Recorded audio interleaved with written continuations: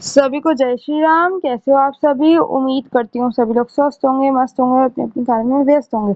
तो मैं ऋषिका आज आप लोग के सामने एक कहानी लेकर आई हूँ। कहानी का नाम है कक्षीवन एवं प्रियमेघ। पौराणिक काल में एक विद्वान ऋषि कक्षीवन हुए जो हर प्रकार के शास्त्र और वेद में निपुण थे। एक बार वे ऋषि प्रियमेघ से मिलने गए जो उनके समान ही विद्वान और शास्त्रों की ज्ञाता थे। दोनों सहपाठी भी थे और जब भी वे दोनों मिलते तो दोनों के बीच एक लंबा शास्त्रार्थ होता था, जिसमें कभी कक्षीवान तो कभी प्रियमेघ विजय होते थे। उस दिन भी ऋषि कक्षीवन ने प्रियमेघ में शास्त्रार्थ में एक प्रश्न पूछा कि ऐसी कौन सी चीज है जिसे यदि जलाए तो उससे ताप तो उत्पन्न हो, किंतु तानिक भी प्रकाश न फैले। प्रियमेघ ने बहुत सोच विचार किया, परंतु वे इस पहेली के उत्तर दे पाने असमर्थ थे। उन्होंने उसका उत्तर बाद में देने की बात कही, पर उत्तर ढूंढने की उधेड़-बुन में उनकी जिंदगी बीत गई। चाहे कैसा भी पदार्थ हो, पर जलाने पर वो थोड़ा प्रकाश तो करता ही है।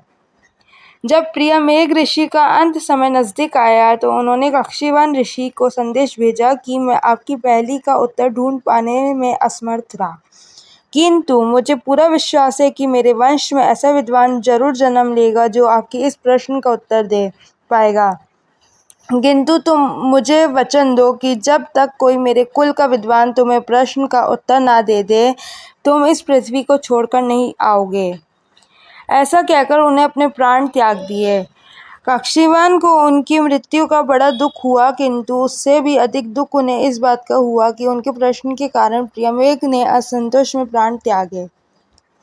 प्रियमेघ की मृत्यु के पश्चात उनके पुत्र ने इस प्रश्न के उत्तर का दायित्व लिया, किंतु वह इस प्रश्न का उत्तर ढूंढ पाने में असमर्थ रहा और एक दिन उसकी भी मृत्यु हो गई। इसी प्रकार एक के बाद एक प्रियमेघ की 8 पीढ़ियां कक्षीवन के उस प्रश्न के उत्तर को ढूंढने के प्रयास में काल के गाल में समा गई। कक्षीवान अपने पहेली का हल पाने के लिए जिंदा रहे। कक्षीवान को वरदान स्वरूप देवराज इंद्र से एक थैली मिली थी जो नेवले के चमड़े से बनी थी।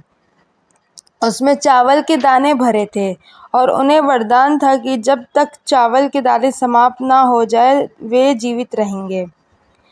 प्रत्येक वर्ष वे उसमें से एक दाना निकालकर फेंक देते थे और अपने प्रश्न के उत्तर के लिए जिए जा रहे थे।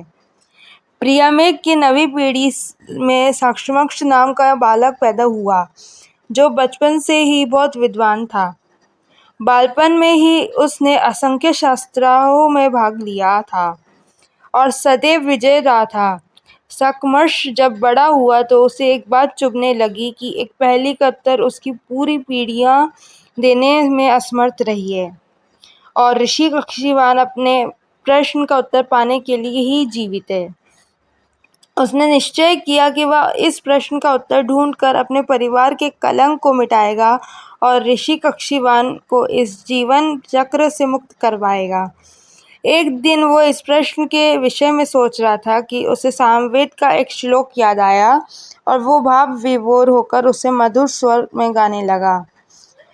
इसके साथ ही उसे अपने प्रश्न का उत्तर भी मिल गया। वह तुरंत कक्षीवान के आश्रम की ओर भागा और वहां पहुंचकर उन्हें प्रणाम किया। कक्षीवान उसे देखते ही जान गए कि उन्हें आज उनके प्रश्न का उत्तर मिल जाएगा। साक्षमक्ष ने कहा कि हे गुरुदेव, जो मनुष्य ऋग्वेद की ऋचा के बाद सामवेद का साम का भी गायन करता है, वो गायन उस अग्नि के समान होता है जिससे ताप भी उत्पन्न होता है और प्रकाश भी।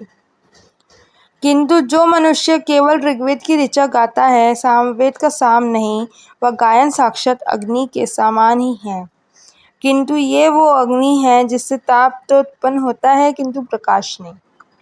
साक्षमर्ष का उत्तर सुनकर कक्षीवन की आंखों से आंसू बहने लगे। उन्होंने भरे स्वर में कहा कि हे पुत्र, तुम धन्य हो। मेरे द्वारा अनजाने में पूछे गए एक प्रश्न ने मेरे प्रिय मित्र प्रियमेघ को मुझसे छीन लिया। ये नहीं, उसकी अनेक पीढ़ियों को भी मैं अपने सामने काल के गाल में समाते देखता रहा, किंतु आज तुमने इस प्रश्न का उत्तर देकर न केवल अपने पूर्वजों का कल्याण किया, बल्कि मुझे भी इस जीवन रूपी चक्र से मुक्त कर दिया। ऐसा कहकर उन्होंने साक्षात्मश को अपनी थैली दी और कहा कि वो बचे हुए चावल के दाने बिखरा दे ताकि वे परलोक गमन कर सकें। उनकी आज्ञा पाकर साक्षात्मश ने सारे चावल के दानों को पृथ्वी पर फेंक दिया और फिर कक्षीवान ने अपने शरीर का त्याग कर दिया। धन्यवाद। जय हो, विजय हो।